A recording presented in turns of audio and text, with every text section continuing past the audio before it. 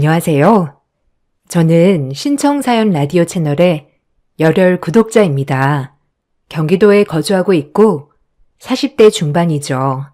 제 이야기가 재밌을지 모르겠지만 저도 제가 겪었던 사연을 한번 써보려 합니다.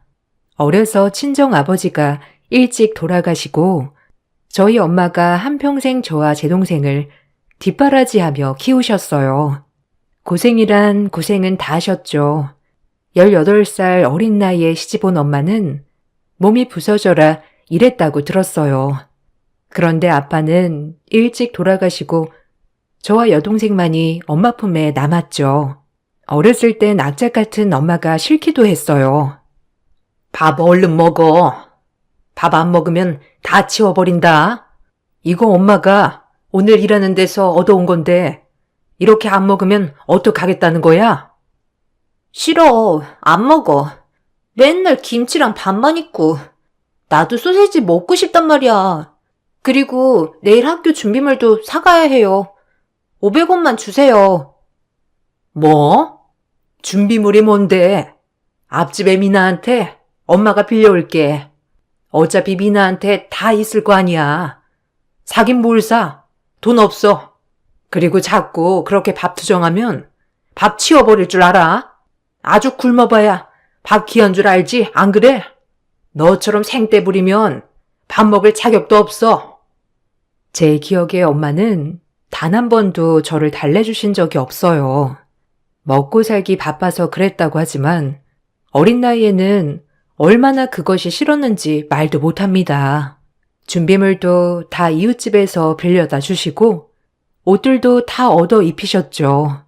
전 나이가 들면 들수록 저희 엄마의 자린고비 정신이 너무 싫었어요.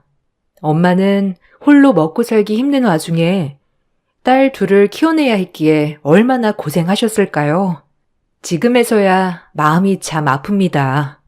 어렸을 땐 왜 이렇게 철이 없었는지 조그만 거 하나에 벌벌 떨고 그저 돈돈돈 하는 엄마가 미울 때가 많았죠. 전 그런 엄마의 품을 벗어나고자 24살 어린 나이에 남편을 만나 결혼을 했습니다. 남편은 자동차를 수리하는 정비사였고 저는 이제 막 간호사가 된 새내기 간호사였죠. 처음 남편을 보고 썩 마음에 든 건 아니었지만 저를 줄기차게 쫓아다니며 대시하는 바람에 홀딱 넘어가게 되었어요. 빨리 이 집에서 벗어나고 싶기도 했고요. 이왕이면 내 가정을 빨리 꾸리자는 생각에 말이에요. 평생 너 하나만 바라보고 살게. 나랑 결혼해줘서 고마워. 가진 게 하나도 없지만 정말 성실하게 열심히 살 거야.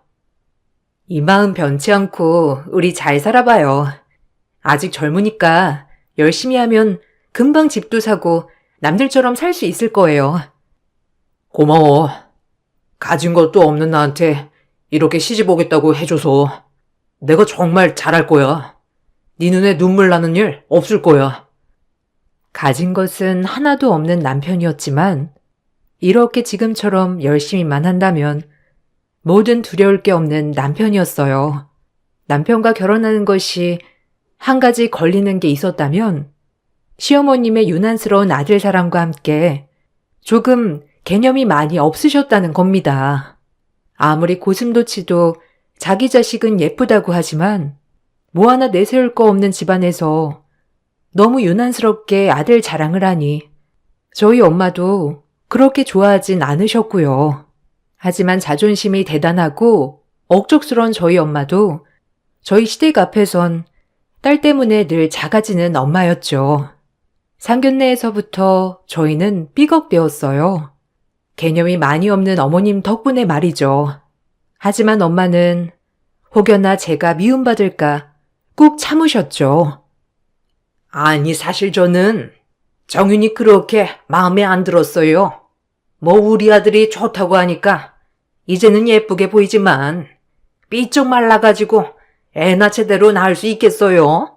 이래봬도 우리 집안이 독자라서 아들이 굉장히 귀하거든요. 근데 이렇게 안사돈을 베니까 정윤이가 누구 닮았는지 딱 알겠더라고요. 어쩜 안사돈도 이렇게 마르셨어요? 그래서 딸들만 낳으셨나? 그러면 곤란한데. 네? 아, 정윤이가 보기에 말라 보여도 깡다구 하나는 있어요. 자기 혼자 그래도 열심히 공부해서 간호대까지 갔고요. 아마 결혼하면 더 잘할 겁니다. 모든 마음먹은 대로 다 이뤄내는 애이니 저는 별로 걱정 안 돼요. 사돈께서 너그러이 예쁘게 봐주세요. 아니 저야 그냥 있는 그대로 보는 거죠. 뭐든 저하기 나름 아니겠어요? 아, 그리고 애들은 한 3년 정도는 제가 데리고 있으려고요. 그래서 말인데 저희 집 가전 바꿀 것 좀 제가 적어왔거든요. 이대로만 준비해 주시면 됩니다. 아, 네, 맞네요. 정윤이랑 좀 상의 좀 해볼게요. 저도 우리 딸아이가 시부모님을 모시고 사는 줄은 아예 몰라서요. 좀 당황스럽네요. 요즘은 가까이 있는 살아도 같이는 안 산다고 하는 추세인데 저희 딸아이가 잘할지도 걱정이고요. 어머, 정윤이가 아빠 없이 자랐다고 하던데 가르칠 게 많아 보여요. 제가 데리고 있으면서 이것저것 잘 가르칠게요. 아빠 이야기를 하면서 데리고 살겠다는 시어머니를 보니 입이 떡 벌어졌습니다. 할 말 못할 말이 따로 있지 라는 생각과 함께요. 어이가 없었어요. 팔려가는 결혼도 아닌데 본인들이 원하는 가정까지 다 바꿔달라고 하는 거 보니 제 심기가 많이 불편했죠. 엄마도 한성질 하셨기 때문에 이런 부분에서는 무조건 할 말을 할 거라고 생각했지만 확실히 사돈댁이라고 생각하셨는지 그냥 조용히 종이를 받아들이셨습니다. 약해진 엄마의 모습에 화가 나더군요. 악착 같고 돈밖에 모르는 엄마라서 싫었지만 이렇게 약해지는 모습을 보니 마음이 많이 아프더라고요. 그래서 전 상견례를 마치고 남편에게 따져 물었죠. 이대로 있을 순 없었으니까요. 어머님 뭐야? 상의도 없이 우리를 데리고 산다고 하는 것부터 바꿀 가정까지. 내가 무슨 미치는 결혼하는 것도 아니고. 자기가 좀 말 좀 해봐. 내 말이 틀려? 그리고 왜 이런 얘기 나한테 진작하지 않았어? 아까 우리 엄마 표정 봤잖아. 얼마나 당황하셨는지. 아, 미안해. 내가 엄마한테 잘 얘기해 볼게. 아무래도 엄마가 아들이 나 하나잖아. 그래서 결혼시키는 게 많이 섭섭하신가 봐. 우리 엄마는 나 결혼시키는 거 아니고 어차피 우리 데리고 살 생각이시라며 뭐가 섭섭하시다는 거야? 나 이 부분에서 정말 확실히 해야겠어. 가전이나 이런 거 양보 못해. 솔직히 우리한테 해주시는 것도 없는데 바라기만 하는 거 진짜 아니잖아. 미안해. 화 풀어. 내가 집에 가서 엄마한테 신신당부할게. 아마 우리 집에서 집 같은 거 못 해주니까 괜한 자존심 부리는 거야. 기죽지 않으시려고. 그래서 세게 하는 말들이니 너무 마음에 담아두지 마. 알겠지? 화 풀어. 웃어봐요. 웃을 때 예쁘잖아. 결혼 준비할 때까지만 해도 남편이 저한테 아주 푹 빠져 있었기 때문에 남편은 저의 말에 찍소리도 못했죠. 결국 가전은 없던 일로 하기로 하고 결혼을 했습니다. 그리고 저희는 시어머니 말씀대로 합가를 했죠. 합가에 대한 걱정은 엄청났지만 남편이 애원하기도 했고 나가 살 여유가 안 되었기도 했고요. 하지만 결혼을 하고 보니 생각보다 남편은 더욱더 마마보이였고요. 시어머니는 더욱더 개념이 없으신 분이었죠. 저는 결혼과 동시에 일을 그만두었기 때문에 집에서 살림을 했어요. 시어머니께서 결혼 후 살림 좀 배웠으면 좋겠다 하셨던 것도 있었고 남편 또한 제가 집에서 내조를 하길 바랐죠. 남편 뜻에 따라 일을 그만두고 살림을 하기 시작했는데 그런 저에게 시어머니는 하나부터 열까지 저를 쫓아다니면서 하나하나 꼬투리를 잡으셨죠. 정말 힘든 결혼 생활이었습니다. 내가 왜 결혼했지라는 생각을 수만 번, 아니 수억 번은 했으니까요. 하지만 저도 만만치 않은 성격을 가진 엄마 밑에서 24년을 살았기 때문에 제 내공도 만만치 않았죠. 시어머니와는 늘 부딪히는 일이 다반사였어요. 그런 시어머니는 절 더 못마땅해 했고요. 거의 앙숙이나 다름없었죠. 남편은 제 편이 돼줄 거라고 확신했지만 그런 남편도 변해가기 시작하더군요.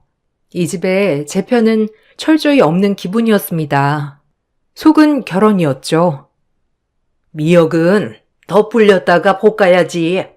아니 친정에서 이런 것도 안 배운 게냐? 딸만 둘이라는데 너희 엄마는 널 뭘 가르친 거야? 먹고 살기 바빠서 아무것도 안 가르친 거면 아주 어이가 없구나. 그래도 밥은 해먹을 수 있게 가르쳐야지. 나 원참. 어머님, 뭐 요새 누가 이렇게 삼시세끼 다 해먹나요? 간단히 토스트도 먹고 하는 거죠. 효섭 씨도 아침 잘 안 먹고요. 뭐야? 네가 먹지 말라고 한 거겠지? 우리 효섭이가 얼마나 아침을 잘 먹고 다녔는데 허튼 소리를 해? 하여튼 미역은 더 불려야 하니까 물에 더 담가놓고 불거든 미역부터 볶아라. 알겠냐? 이렇게 쉬운 것도 알려줘야 하니 나 원참. 그럼 어머님이 해주세요. 제가 밥 안 치고 반찬 할게요. 매번 질책만 하시니까 저도 주눅 들어서 뭘 못하겠네요. 어머, 얘 말하는 것 좀 보소. 처음 볼 때부터 보통은 아닐 것 같았다 아주 눈빛부터가. 근데 이 시험이 가르치려 들어? 가르치는 게 아니고요. 어머님한테 부탁드리는 거예요. 사사건건 어머님이 절 못마땅해 하시니까요. 그렇게 들으셨다면 죄송해요. 시어머니는 하나부터 열까지 모든 게 잔소리였어요. 그리고 틈만 나면 저희 친정에서 못 배웠느니 안 배웠느니 말을 하셨죠. 노이로제에 걸릴 지경이었습니다. 산은 산이요, 물은 물이로다 하며 지내온 세월이었죠. 모든 남편들이 그렇듯 처음엔 별도 달도 따줄 것처럼 하더니 남편 또한 결혼 후 변해가기 시작했죠. 처음엔 제 손에 물이 닿아서 손이 미어질까 걱정하던 남편이었지만 지금은 시어머니한테 그만 좀 대들어라. 네가 우리 집에 들어와서 하루도 편할 날이 없다 하고 말하는 남편이 되었으니까요. 오늘은 어머님이 나한테 뭐라는 줄 아셔? 친정에서 못 배워 먹었대. 아니 어떻게 그런 얘기를 눈 하나 깜빡 안 하시고 하는 거야? 아 그만해. 우리 엄마가 그렇게 말할 수도 있지 뭘 그래? 그리고 네가 살림 못하는 건 사실이잖아. 그럼 어머니 가르쳐주세요 하면 될 걸 가지고 꼭 말대꾸를 해야겠냐? 여기 시댁이야. 니네 집 아니라고.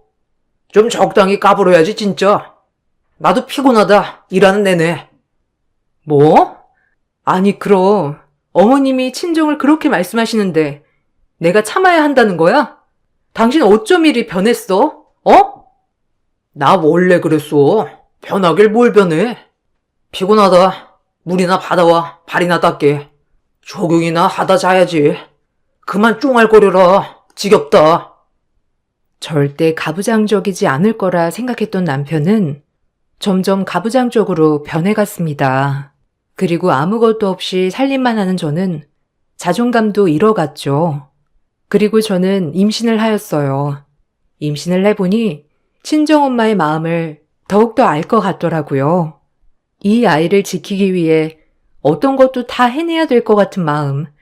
저희는 아빠가 없었으니 엄마가 얼마나 더욱더 이악 물고 버텼을까요? 이 마음을 품은 채 10달이 지나고 아이를 낳았습니다. 아이는 건강한 사내 아이였고 아이를 낳고 나서 친정 엄마만이 생각나더라고요. 아이를 낳는 날도 동창회라는 핑계로 병원에 오지 않던 남편을 기다리는 저에게 눈을 뜨자 친정 엄마가 와 계셨습니다. 아이고, 내 딸 고생 많았다. 많이 힘들었지? 얼마나 아팠어, 우리 딸. 엄마가 옆에서 계속 용기를 줬어야 했는데. 엄마, 어떻게 왔어? 아니, 못 타고 왔어. 멀었을 텐데. 병원에서 전화 받은 거야? 엄마 보고 싶었는데 너무 좋다. 이렇게 보니까. 김서방은, 아니 시댁은 사돈어른이 그렇게 간절히 바라던 아들 손주인데 아직 안 오셨나 보구나. 아유, 고생했어, 내 아가. 아니야, 엄마도 나 낳을 때 많이 고생했지, 진짜. 이 사람은 오늘 일이 많이 밀렸나 봐. 내일이나 올 거야. 오늘 엄마 여기서 자고 가. 엄마는 병원에서 전화를 받자마자 시골에서 콜택시를 불러 병원까지 오셨고 근처에 사는 남편과 시댁은 방문조차 안 했죠. 다음 날에 남편은 전날 술을 얼마나 먹었는지 알 수 있는 얼굴을 하고 헐레벌떡 왔고 시어머니도 같이 오셨더라고요. 시어머니는 오시자마자 제 안부는커녕 오로지 자기 손자만 찾으셨어요. 애를 낳고 바로 뒤라 호르몬 조절이 안 됐는지 그런 시어머니 모습이 꼴보기가 싫더라고요. 고생은 내가 다 했는데 어쩜 저렇게 괜찮냐고 물어보질 않으시나 해서요. 아이고, 우리 장손, 얼굴 좀 보자. 어머, 우리 효섭이 얼굴 판박이네. 어쩜 효섭이 어렸을 때랑 똑같냐? 이쁘다, 이뻐. 아, 그러게. 아빠를 정말 빼다 박았네. 건강하게 태어나서 다행이야. 엄마, 그래도 좋으시죠? 아들 손주이니 얼마나 좋으시겠어. 그러니까 이제 여한이 없다. 외탁하면 어쩌나 했는데 얼굴도 너 판박이야. 얼마나 듬직한지. 이제 밥 안 먹어도 배부르다. 우리 엄마 이제 발 뻗고 주무셔요. 이름은 뭐라고 지을까? 엄마 생각해둔 거 있어? 그래도 우리 귀한 장손인데 좋은 이름으로 지어야지. 본인들 자식이랑 손주만 품에 안고 우쭈쭈하는 모습을 보니 약이 오르더라고요. 단 한마디 나보고 괜찮냐, 아프지 않았냐, 고생했다 말 한마디 없는 남편과 시어머니를 보고 있자니 우라통이 치밀어 올랐습니다. 보다 못한 저희 엄마가 한마디 하셨고요. 자네 와이프는 안 보이는가? 애가 진통을 얼마나 했는지 얼굴이 초주검이 돼서는 안쓰러운데 어째 괜찮아는 말 한마디가 없어? 아, 장모님. 당연히 지금 괜찮아진 줄 알고 그랬죠, 뭐. 아, 당신 괜찮아? 고생했어. 그래도 애는 건강하다니까 얼마나 다행이야. 애가 건강하면 뭐하나. 산모가 몸조리를 잘해야지, 안 그래? 애 낳는 게 얼마나 힘든 건데. 사돈도 애 낳아보시고선 그러시네요. 네? 당연히 여자로서 해야 될 도리를 한 건데 거참 유난이시네. 어디 아들 한 번 더 낳았다간 기둥까지 뽑아달랄 기세세요. 말씀도 참 예쁘게 하시네요. 그리고 자네는 어제 애를 낳았는데 오늘 오는 게 말이 되는가? 애 혼자 얼마나 무서웠겠어? 어제는 제가 꼭 빠지면 안 되는 자리가 있어서 죄송합니다. 그래도 장모님이 계셨으니까 얼마나 다행인지 몰라요. 시어머니의 말에 입이 떡 벌어졌어요. 유난이라니. 제가 많은 것을 바란 것도 아니고 그저 괜찮니, 고생했다 정도였는데 어머님의 말이 조금이라도 남아있던 정내미가 떨어졌어요. 그리고 더 이상 시어머니에게 아무런 감정의 기대도 하지 말자라고 마음을 먹었어요. 혹시라도 엄마와 시어머니의 언성이 높아질까 제가 제재해야 했고요. 철없는 남편은 그저 입 닫고 가만히 있더라고요. 태어는 내일이라고 하니까 저 엄마네 집에서 몸조리 좀 하다가 갈게요. 아무래도 일주일은 있어야 할 것 같아요. 뭐? 일주일이나? 아니, 집에서 몸조리 하면 되지. 굳이 거기 시골까지 가야 하니? 애도 멀미하는데 집으로 와라. 아니에요, 사돈. 제가 정윤이 챙겨주고 먹이면서 일주일만 데리고 있을게요. 그래도 애 낳고 몸조리는 제대로 해야죠. 어머 사돈, 제가 다 시켜준다니까요. 그리고 출가인 모르세요? 어디 여자가 친정을 오락가락 마음대로 합니까? 네? 어머니, 무슨 말이 그래요? 제가 언제 맘 편히 친정 간 적 있나요? 저 아기 데리고 일주일만 다녀올 거니까 그리 아세요. 저의 단호한 태도에 시어머니는 못마땅해 하셨지만 별다른 도리는 없으셨죠. 몸조리까지 못하게 하니 정말 싫었습니다. 그리고 그 옆에서 찍소리도 없는 남편을 보고 있자니 더 우라통이 터졌죠. 얼마나 멍청하고 믿을만하지 못하던지. 다음 날이 되었고 전 아이를 데리고 친정에 와 몸조리를 했습니다. 엄마 밥을 먹으면서 푹 쉬니 너무 좋더라고요. 그리고 엄마는 저에게 말씀하셨어요. 애를 낳고 보니 엄마를 너무 이해하기 때문에 눈물이 주룩주룩 흘렀습니다. 엄마와 딸이란 그런 거였죠. 미안해. 너 어려서 더 잘해주고 더 예뻐해주고 싶었는데 엄마 홀몸으로 너네 둘 키우는 게 녹록지가 않았어. 화도 내고 혹시라도 잘못되면 아빠 없는 애 소리 들을까봐 더 험하게 한 것도 있어. 엄마 많이 미웠지? 사달라는 것도 다 안 사주고. 아니야, 엄마. 엄마 이해해. 이제 이해할 것 같아. 얼마나 애지중지했으면 그랬겠어. 남들한테 손가락 받지 않게 하려고 그런 거지. 엄마 마음 이젠 다 알아. 그리고 내가 아들 낳아보니 알 것 같아. 얼마나 엄마가 우리를 애틋해 했는지. 엄마야말로 고생했어. 홀몸으로 애들 키우는 게 어디 쉬웠겠어?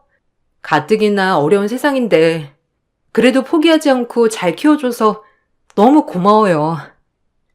그렇게 엄마와의 화해를 하고 전 일주일이 지나 아이를 데리고 다시 시댁으로 올라갔죠. 발길이 차마 떨어지지는 않았지만 그래도 가야 했어요.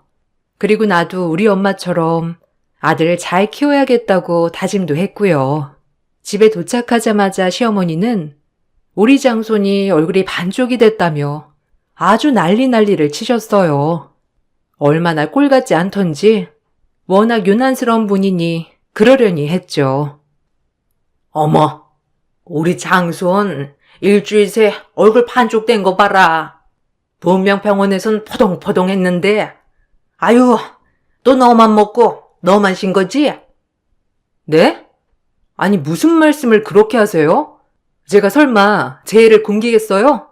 젖이 잘 안 돌아서 분유 먹이는 거예요. 병원에서도 그렇게 하라고 했고요. 어머, 모유도 못 먹는단 말이야? 내가 너 삐쩍꼬라서 그럴 줄 알았다.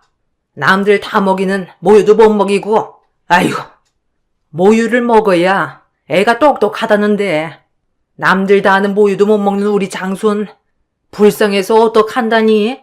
마음에 드는 구석이 없어 아주. 어머니, 요새 분유 먹여도 다 똑같아요. 얼마나 잘 나오는데요. 어머님이 몰라서 하는 말씀이신 거예요. 그러니까 걱정 놓으세요. 그래도 엄마 말이 맞을 텐데. 애가 모유를 먹어야지 분유를 먹으면 되겠어. 아무래도 엄마가 더 잘 알겠지. 당신 모유 먹고 자라서 그렇게 멍청하니? 아니 말해봐. 당신은 모유 먹었는데 그럼 왜 그 모양이야? 어때? 할 말 없지? 제 말에 기가 막힌 듯 시어머니는 저를 노려보셨고 남편도 찍소리도 못했죠. 사실 남편이 그렇게 똑똑하지 않은 건 사실이니까요. 그렇게 하루가 지나고 아이를 낳고 그럭저럭 살아가고 있는 와중에 친정엄마가 많이 아프시다는 소식을 들었어요. 당장이라도 가봐야 했지만 시어머니는 허락조차 해주질 않았죠. 정말 원망스러웠습니다. 그런 저는 시어머니를 좋게 볼 수 없었고요. 엄마가 많이 안 좋으시대요. 아무래도 가봐야 할 것 같아요. 괜찮으면 윤수 데리고 며칠 내려가 있으면 싶은데. 아니 그럼 우리 효섭이는 어쩌냐? 너랑 윤수 내려가면 효섭이는 굶으란 말이야? 줄과 외인이 어쩜 그리 개념이 없어? 효섭 씨가 손이 없어요, 발이 없어요? 제가 제 엄마 병간호하겠다는데 솔직히 이렇게 허락을 받는 것도 웃기네요. 예의상 물어본 거지만 안 된다고 하니 그냥 내일 아침에 내려갈게요. 어머님 노여워해도 어쩔 수 없어요. 저희 엄마 제가 돌보고 싶어요. 어머, 저 바락바락 말대답 하는 것 좀 보소. 아니 어쩜 애가 그렇게 못돼 처먹었니? 넌 내가 처음부터 마음에 안 들었어. 우리 효섭이가 죽고 못 사니까 허락했는데 어째 눈빛부터 쎄했다, 알아? 가지마. 분명히 말했어. 가려거든 이혼 도장 찍고 가라. 네? 이혼 도장이요? 제가 그런 걸로 무서워할 줄 아셨어요? 어머님, 이가 그렇게 대단한 사람은 아니잖아요. 안 그래요? 솔직히 볼 게 뭐가 있다고 제가 이혼에 겁을 먹나요? 더 이상 어머님이랑 얘기 안 할게요. 내일 친정엄마한테 갈 거예요. 어머님의 바락바락 안 된다는 소리를 무시하고 다음 날이 되어 저는 친정엄마네 갈채비를 하였어요. 남편도 못마땅해 했지만 제 고집을 꺾을 수 없었죠. 그리고 아들만 데리고 시골에 내려가 엄마를 보살폈습니다. 엄마는 췌장암 말기셨어요. 급격히 몸이 안 좋아 병원에 가보니 이미 손쓸 수 없는 상태라고 했었죠. 얼마나 눈물이 나던지 그런 엄마를 모시고 싶은 이 마음도 굴뚝 같았어요. 있는 순간까지 최대한 잘해드리자라고 생각하며 정성을 다해 모셨습니다. 하지만 엄마는 끝끝내 일어나지 못하셨죠. 어려서 엄마한테 미운 감정만 품고 산 것 같아 어찌나 죄송하던지. 그리고 한평생 고생만 하고 해외여행 한번 못 가보신 우리 엄마 생각에 장례 때도 눈물이 멈추질 않더군요.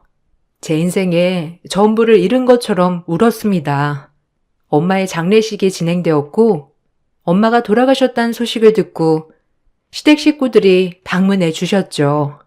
친척 고모님의 친척 조카, 친척 삼촌들까지 15명이 방문하셨더라고요. 처음엔 그래도 엄마 가시는 길 이렇게 배웅해 주러 오셨구나 하고 감사한 마음뿐이었어요. 하지만 역시나 제 생각은 착각이었죠. 이렇게 먼 길 찾아주셔서 감사합니다. 고모님, 삼촌, 그리고 어머님 와주셔서 감사해요. 앉아서 식사들 하시고 가세요. 저기서 먹으면 되냐? 우리 한 15명 되는데 일단 앉아있으면 차려다 주겠지? 고모, 얼른 저기로 갑시다. 어머님은 엄마 가는 길 제대로 인사도 하지 않고 그저 식당 방문에만 눈에 불을 켰죠.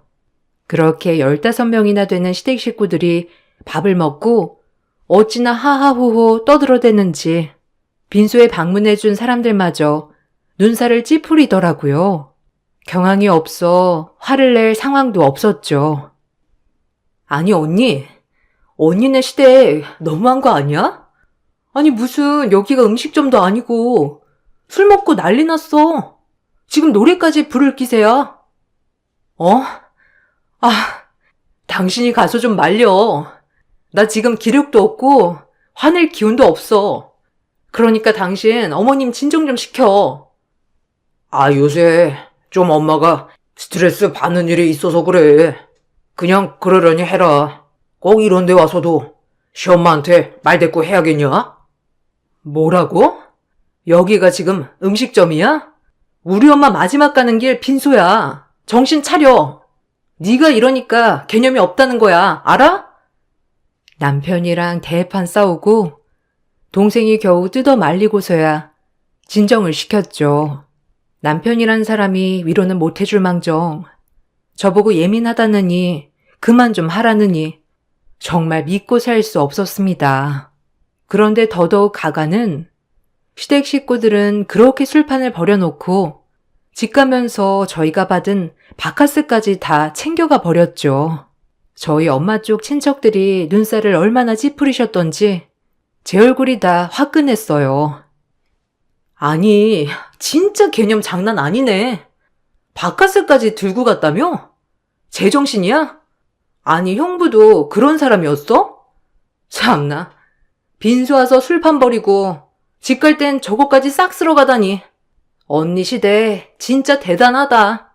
아니, 어떻게 살아? 저런 집이랑? 엄마가 얼마나 가슴이 아프겠어. 그만해. 나도 열받으니까. 그리고 일단 엄마 가는 길 마음 편히 보내드리자. 뒷일은 내가 알아서 할게. 너까지 열내지 마. 발인까지 마치고 정신없는 와중에 부의금 정산을 하는데 시댁 식구들은 그 누구도 한 푼도 내지 않았더라고요.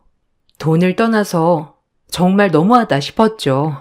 제대로 조문도 안 드리고 밥이랑 술판을 버리고 나갈 땐 바카스까지 챙겨서 나가는 시댁 식구를 제가 어떻게 생각해야 되는지 난감했습니다. 그리고 별게 아니라는 듯 말하는 남편에게도 이제 더 이상 정이 떨어져 말을 할 수가 없었죠. 엄마의 장례식을 모두 마치고 저는 이혼 소송을 걸었어요. 더 이상 시댁 식구와는 상종하고 싶지도 않았고 남편과도 말도 섞고 싶지 않았죠. 내가 뭘 잘못했다고 이혼을 당해? 그리고 너네 엄마 죽은 건 불쌍한데 원래 세월 앞에 장사 없는 거 아니야? 지금 너 너무 감정적인 것 같아. 안 그러냐? 그러니까 조금만 진정하고 나중에 얘기해. 이게 뭐라고 이혼까지 갈 사유야? 나 진짜 어이가 없어서. 이혼까지 갈 사유야. 난 더 이상 너랑 너네 식구들 꼴도 보기 싫고 우리 윤수도 너네 집처럼 물들까봐 무서워. 그러니까 이혼해. 너 참 웃긴다. 죽은 사람이 뭘 한다고 난리야? 그렇게 유난 좀 떨지 마. 이혼? 어디 네가 감히 우리 아들 보고 이혼을 하지? 그러니까 이혼하는 거예요. 어머님이 그런 마인드를 갖고 계시니까.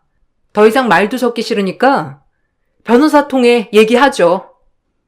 이 말만을 남기고 아들을 데리고 나왔어요. 그리고 친정집에 와 엄마 옷들을 정리하는데 눈물이 와락 나더군요. 혼자 얼마나 쓸쓸하셨을까 싶기도 하고 내가 조금만 엄마 옆에 있다 천천히 좋은 사람 만나 시집 갈 걸 뭐가 그렇게 싫다고 빨리 결혼을 했을까 하는 후회도 들었고요. 그렇게 저희는 이혼을 했어요.